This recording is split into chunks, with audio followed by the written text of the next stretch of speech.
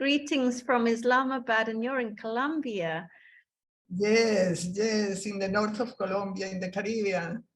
I always wanted to go to Colombia, you know. I love the music and the food, but I love it. When you decided to come, tell me, let me know, and I will give you our address, my family address, if I'm in Italy. I would love it. I love it. And I just, since I was little, I love salsa and the music and Salsa, wow. yeah, actually, I'm so excited because this is an opportunity for young people as well to learn about IPFAN, our members, and especially the Code Heroes. And I've read about you, Sofia, and you are truly a Code Hero, and also your husband, Adriano. And so I was really interested to learn that you worked with Indigenous women, and I was interested to learn more. I don't know if you could share. In Colombia, it's compulsory when you finish your studies in the faculty to do 1 year in the countryside.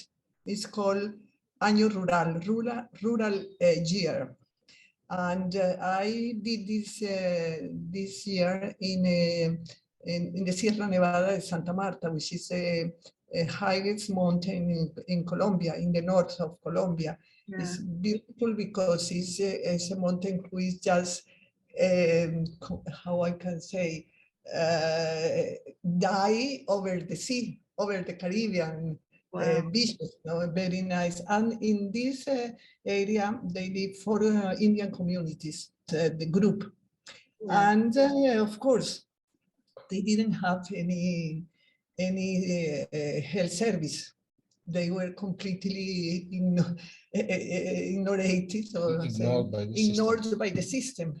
And so I became to be friendly first and like that, and with to have confidence on them and then on me, and it's like that.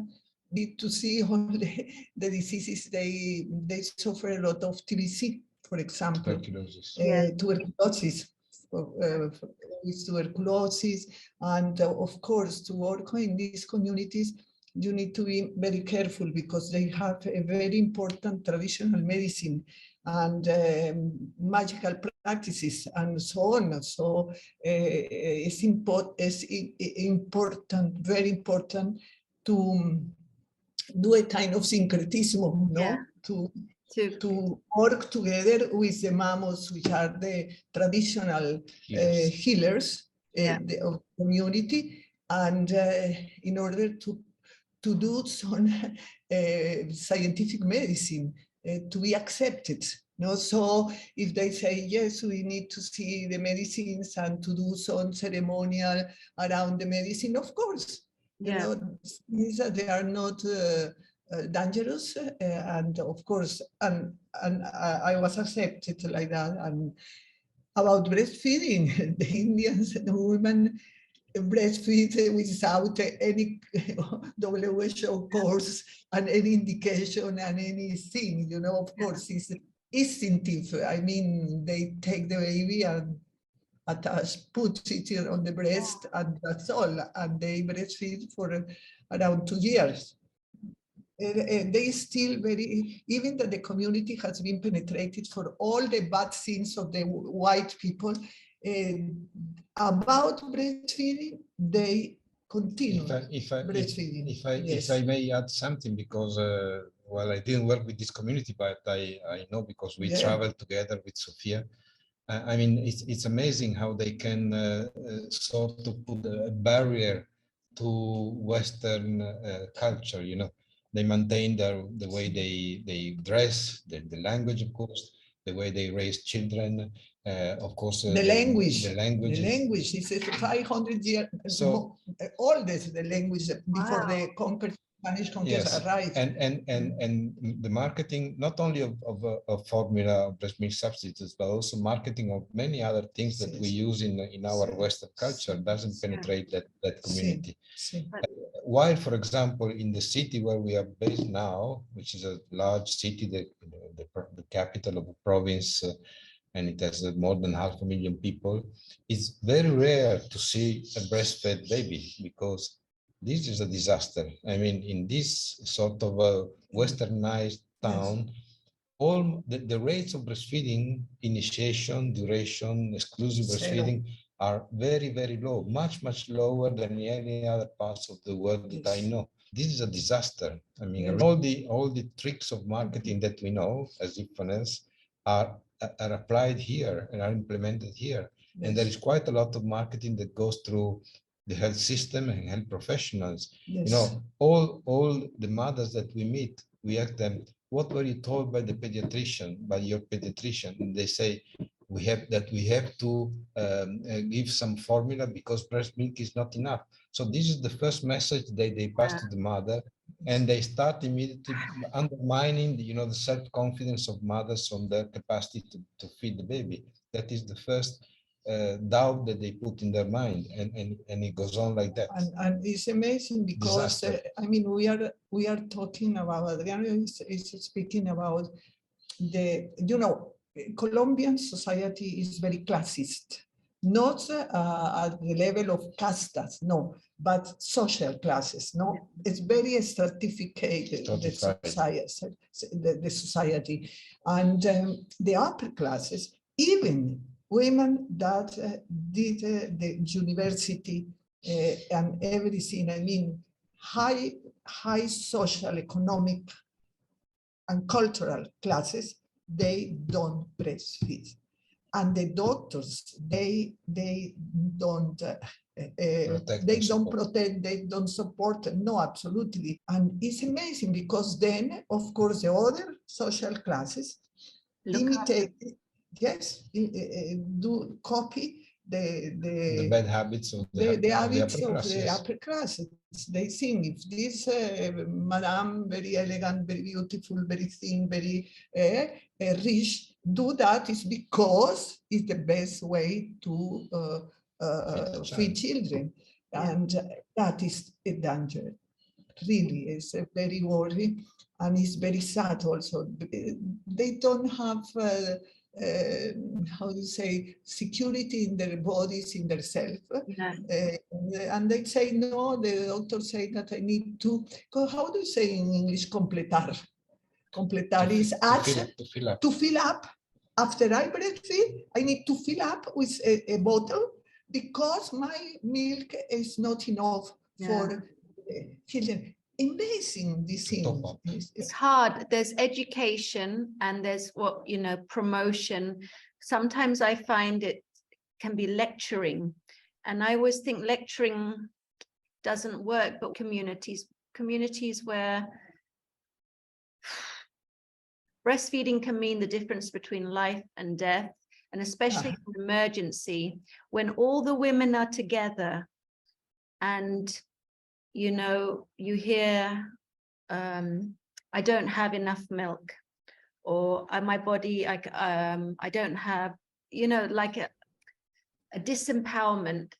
And you remind sometimes it's a simple thing like reminding mums, remember when you were pregnant for 9 months, you produced nose, eyes, a brain, heart, sometimes 2 babies. You didn't think, oh, on Monday I need to make eyeballs. Your body automatically did that. And you don't need textbooks or big fancy information, education, communication resources. Sometimes it's a simple reminder, you're amazing. Yes. You didn't think, hey, oh, it's Tuesday, now I've got to make a heart. Your body just did that. And our bodies are so amazing. Even in pregnancy, sometimes our shirt gets a little wet because the milk is there, because Mother Nature's awesome, because she knows if the baby comes early, I have some milk for the baby, some colostrum. And I think we can learn from Mother Nature. And this is where I really feel that you know, especially in indigenous communities, like I come from the Batak tribe, my mother is from Sumatra, and we're very close to Mother Nature. In our education, we forget that. We become so scientific and so medicalized. Yes. We have westernized and we have medicalized breastfeeding to our detriment. That's my feeling. And I'm always, I think, like what you did in Colombia, as a medical doctor, bringing the local, the traditions and yes. that in harmony with treating tuberculosis is the key with breastfeeding as well. You know, we know the benefits, we know the science and stuff. We should bring them together, like instinctive, the instinct we have, that we teaching, we just kill the instinct. Exactly. How it was create the instinct. Sometimes the mothers, when I was teaching these things, ask me, can I touch the baby? Of course, why not? Why not? No, because maybe he will lose the breast and women will be convinced that our body is perfect. Perfect, absolutely. That is capable, as you say, to get pregnant, to give birth, to how you say, alimentar, to feed with the not the best product, the unique product for the baby is something that I mean, I feel very strong emotion. It's power. It's why I say we feminists need to remark this power we have. It's not like that. It's a flag of lucha, you know. Exactly. And I hope we can do that at IPFAN, because we really need to, the power is not with the companies, right? The power is in us. And we need to be reminded of our power. And that's what is dangerous for society, because we live in a patriarchal, I'm very sorry, colonialist, Western, corporate society that tells us you need to buy this product if you want a smart baby, you need to buy this product if you want to be beautiful, you need to buy this product. And, you know, and then you've got the doctors and the medical profession working with these companies. It's so disempowering. And I feel like we really need to come together and empower women, because empowered women are unstoppable. Once a woman knows, oh my gosh, for me, I really love relactation. It's my passion, because when you see a mother, for example, mother I recently helped, a 3-month-old baby, never breastfed, never latched on the first day, gave straight away formula by a formula doctor, and they had diluted the formula because they couldn't afford it. And by the time I saw the baby was wasted, was so malnourished. And to relactate, the process, you just support the mother. And when the mother sees the first drop of milk come out, she's empowered, the emotions come and all this. It's such an amazing thing. And I hope, you know, we can empower more women. For example, we have in the family the experience of my sister-in-law and my brother that they adopted. And I was once talking with them just years before about induced lactation. And they were mad. When they decided to adopt it, they called me to Italy. And I support them from Italy for the lactation. And they and my sister-in-law breastfed. They adopted two, one first and 2 years later the other. And at night, one night I was in holidays in their house in Bogota, and I came in and I saw my sister-in-law in bed breastfeeding Camilo, was the small one, was quite breastfeed. And that means that he was producing milk enough porque a baby who is suckling and doesn't find anything start crying. And Camilo was peaceful and fall asleep on the breast. She talked with the psychologist of the institution, Bienestar Familiar is called in Colombia, that they did meetings with the adoptive mothers and to follow them during the first year, or I don't know. And my sister-in-law talked to this psychologist, telling her experience. Do you know that the psychologist, how do you say, forbid them to talk about it because it was not natural. And she told the pediatric who followed Camilo and Laura, I'm breastfeeding. The pediatric, very close, very good doctor. No, who tell you that? And my sister-in-law said, Sofia. Yeah. I said, but she's in math? Was the comment of well, he learned, and then started. Please give Camilo also, like Laura, the breast, like Sophie say. When I was in Timor-Leste and we had the floods, when we brought the mums, the grandmothers together, when they saw the improvements with, we did mass relactation and stopped ultra-processed food coming in, ultra-processed milks, all the Nestle, Danone milks the children were drinking. We had even 5-year-olds drinking from bottles of milk. So they would fill up on the milks and not eat proper food. Mm-hmm. And when they saw their children's muwak turn from red, yellow, green, and it improved, we didn't need to stand at the gates of the evacuation center and stop the formula coming in. It was the grandmothers and the mums that were like, they became monitors. They were empowered. And that's, for me, I think also, I don't know, I feel like they're the IPFANers, they're the code heroes. The values of the society.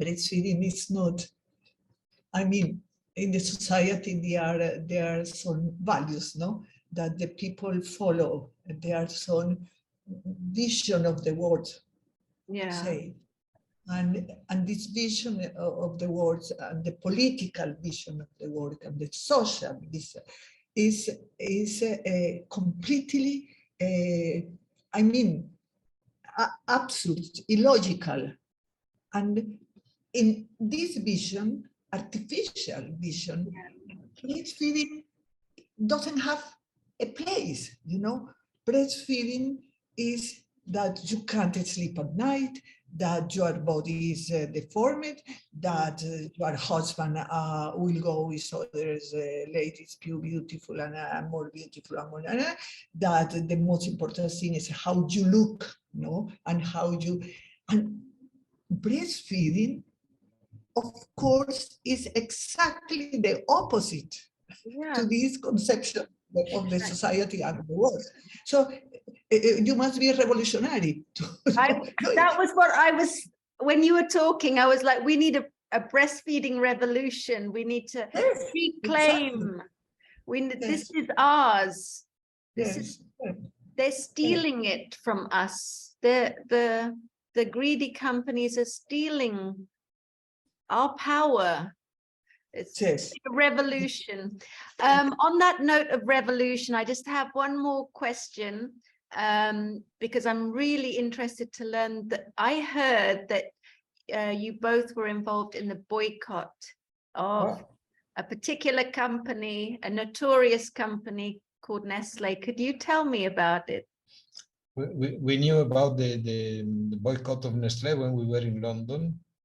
The boycott of Nestle was present, I would say, in all universities in UK, probably, certainly in England. In Ginevra, GIFA was called. One day called me say, listen, a group from Italy, from Pisa, exactly, the city from Pisa, are calling to GIFA, to IPFAN, because they want to know more about Nestlé, about breastfeeding, and they have a meeting someday at some hour in Pisa. Knowing that I speak Italian, they asked me if I could go. Of course, I went. And oh, surprise, I met a group of very young people. When they were students, very enthusiastic. We're in the station, the train station, when I arrived, dressing with a box of cartoon, say, no Nestlé, no. I was surprised. And we have the big meeting at night. And a lot of people came. There was a very important person in Italy at that time that was half a group called Nuevo Modelo de Sviluppo, a new model of development, very famous in Italy. They went to support. And then with this group, we decided to start a campaign, boycott Nestlé. Wow. That night, with these very young people. And we started speaking about it. I mean, I was invited to speak in church, in a Boy Scouts, in every organization they call. I mean, this was the organization of the boycott, the network for the boycott in Italy, and that started in 1993, and then officially with a sort of a legal statute in 1994. But we knew about the boycott much earlier. We knew about the boycott when we were in London. Yeah. And we did participate in some meetings about, protection of breastfeeding, because at that time there were meetings in Geneva, the joint meeting with UNICEF, with NGOs, with the consumer societies and so on, that led to the writing and then the formalization of the international code in 1981. And we were so aware of these things, and we were already boycotting Nestlé ourselves. Then when during our first visit to Colombia, before our first child was born, and I think that was 1982, 82 probably, yes. Here in the family, I mean, our family, we started immediately to say, don't buy Nestlé chocolate, don't buy Nestlé coffee, and avoid, Nesquik and so on. And grandmothers, we were already known, and we especially were known by the small children, because every time we saw them with that Nestle chocolate, and then they say no, and we were very well known about that. And even now, when we meet somebody who is 20, 30 or 40 years old and say, oh, yes, we met back in 1982, and I remember you because you told that don't buy Nestle. No, they say to me in Italy, we're recording. My little one, he's come say hello. Say hello. Oh, hello. Ciao. Hi. Ciao. Hello. Okay, I'll be there.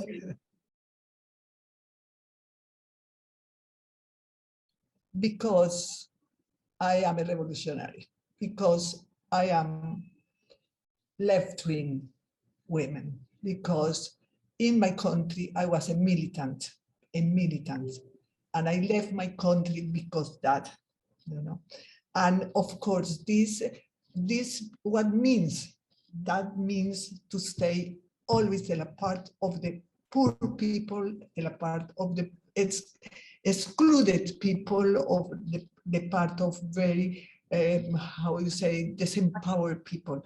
And breastfeeding is a kind of arm, is a kind of arma de lucha. It's very, I found in this protecting and breastfeeding a way to do the revolution. Was my way, because I was in England, I mean, I was out of my context, Colombian context, so, and was my espíritu revolucionario that brought me to this choice. That ideally I would not boycott only Nestlé, I would boycott also Danone, because the two of them are making quite a lot of damage, quite a lot of harm to the health of women and children around the world. So the boycott should be extended. And I personally apply these principles, and I never buy any Nestlé or Danone product, even if it is hidden under different names. And the reason why I would, I already mentioned just now, is because of the harm they do to mothers and children, especially in low and middle income countries, where, you know, by persuading them through predatory marketing and through the health system and through digital marketing, that they can safely use their products to feed their babies, they cause harms to the health of those babies, present and future health. Sofia wants to show you a picture. Have a look.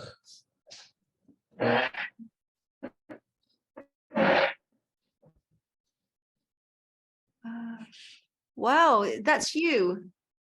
That's me in with the announcement, how you say, the Locandina in Trieste, a meeting that they call La Strage Lontana, the faraway killing, yes, something like that. The remote massacre, the remote massacre. The remote massacre. And I was the speaker, and the theater was full of people.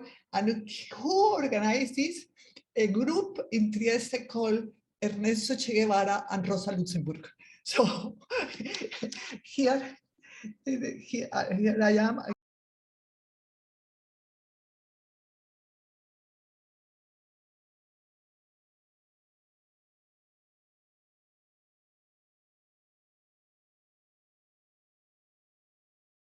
Both of you are code heroes. Thank you so much. Thank you to Keep you. in touch.